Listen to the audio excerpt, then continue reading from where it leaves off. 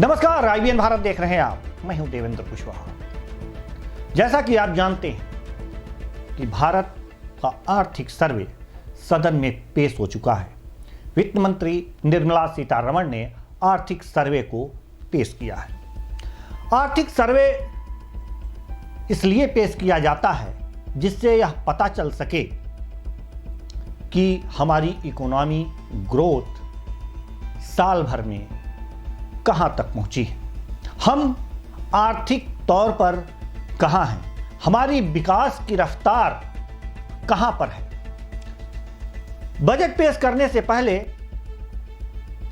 यह आर्थिक सर्वे पेश करने की परंपरा है और इसी परंपरा को निभाते हुए वित्त मंत्री निर्मला सीतारमण ने सदन में आर्थिक सर्वेक्षण पेश किया।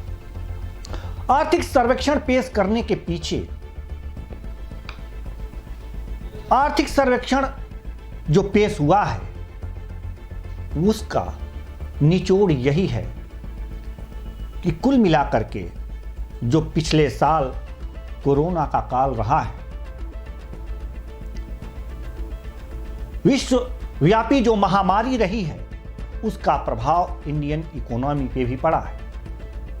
कुल मिलाकर अगर जो देखें तो हमारी जीडीपी 2020 और 21 में -7.7% होगी, यानी कि इसमें 7.7% की गिरावट दर्ज की गई है। गिरावट आ सकती है। कुल मिलाकर यह देखा जाए कि जो हमारी अर्थव्यवस्था है, इस सर्वे से यह ज्ञात हुआ है, यह पता चला है इस सर्वेक्षण से, जो सर्वेक्षण पेश किया गया है कि हमारी जीडीपी जो है, सकल घरेलू उत्पाद जो है, वह -7.7% होगी, यानी कि हमारी विकास दर की रफ्तार कम हुई है। कारण इसका सभी जानते हैं, पूरे विश्व में कोरोना महामारी फैली हुई है और इस कोरोना महामारी ने कई महीनों तक लॉकडाउन की स्थिति बनाए रखी। कल कारखाने बंद पड़े रहे, लोग बेरोजगार हो गए, घूमते रहे। लेकिन इसमें अनुमान भी लगाया गया है। राष्ट्रपति के अभिभाषण के बाद जब वित्त मंत्री निर्मला सीतारमण ने आर्थिक सर्वेक्षण पेश किया तो अपने देश की इकोनॉमी को गति देने के लिए उन्होंने एक उपाय भी बताया। उपाय यह है, उन्होंने पुराने जमाने से भारत की अर्थव्यवस्था को कंपेयर किया और उसी ढर्रे पे चलने का एक मार्ग भी दिखाया कि जिस समय सूखा, अकाल, यानी पुराने जमाने में महाराजाओं के काल में जब सूखा, अकाल और बाढ़ की स्थिति आती थी, लोगों के पास पैसे नहीं होते थे, उस समय जो महाराजा होते थे, यानी कि उस समय की जो सरकार होती थी, वो क्या करती थी? वो ये करती थी कि लोगों को रोजगार देती थी, महल बनवाती थी, उनको दिहाड़ी पे रखती थी, यानी कि खर्च करती थी। आज सरकार के सामने यह स्थिति यही है। इस कोरोना काल के बाद सरकार को खर्च करने होंगे, लोगों को रोजगार देने होंगे, जो बेरोजगार हो गए हैं उनको रोजगार मुहैया कराना होगा, जिनके कल कारखाने बंद हो गए हैं उनके कल कारखाने चालू करने होंगे, जिससे कि लोग वहां पर जाकर काम कर सकें और रोजगार पा सकें। इससे आप पूछेंगे कि इससे क्या होगा?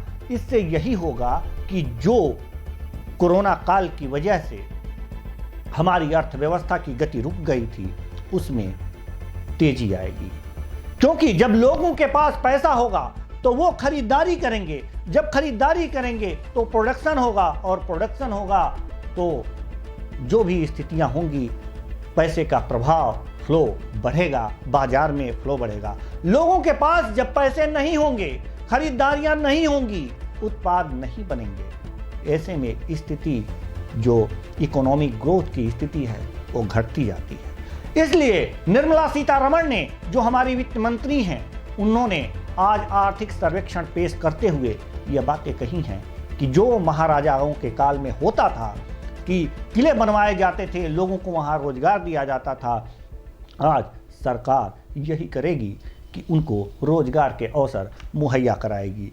किस तरह से कराएगी, क्या कराएगी, ये अगले बजट में जरूर परिलक्षित हो सकता है, क्योंकि आर्थिक सर्वेक्षण के बाद ही हमारा बजट पेश होता है। इकोनॉमी की हालत जो खराब हुई है, इसमें जो तमाम रेटिंग एजेंसियों ने इस जो अनुमान लगाया था, उसके बारे में मैं आपको बता दूं कि इस साल जीडीपी में 10% के आसपास गिरावट आ सकती है। ये जो हमारी रेटिंग एजेंसियां हैं, जो रेटिंग निकालती हैं, उनका अनुमान था। इस साल की पहली तिमाही में 24% की गिरावट आ चुकी है। जो पहली तिमाही थी इस वर्ष की, उसमें 24% की गिरावट आई थी। 2 तिमाहियों में गिरावट का आंकड़ा जारी हो चुका है और तीसरी तिमाही में भी जीडीपी में गिरावट होने की आशंका है। ऐसे में सबकी नज़र इस आर्थिक सर्वे पे थी कि आखिर ये आर्थिक सर्वे क्या कह रहा है। तो आर्थिक सर्वे में यह सिद्ध हो चुका है, इस आर्थिक सर्वे में, कि जो हमारी जीडीपी है उसमें -7.7% की गिरावट दर्ज की गई है। दर्ज हो सकती है, इतनी गिरावट आ सकती है। तो कुल मिलाकर यह कहा जा सकता है कि अगर हमें अपनी इकोनॉमी को गति देनी है तो सरकार को आगे आना होगा। सरकार किस तरह से आगे आएगी और सरकार क्या करेगी, यह आने वाले बजट में तय होगा।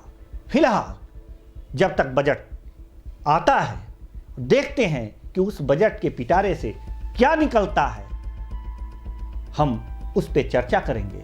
लेकिन जो आर्थिक सर्वे आया है उसका मूल यही है कि सरकार जो है खर्च करने वाली है। फिलहाल इस बुलेटिन में इतना ही। मुझे दीजिए इजाजत। नमस्कार।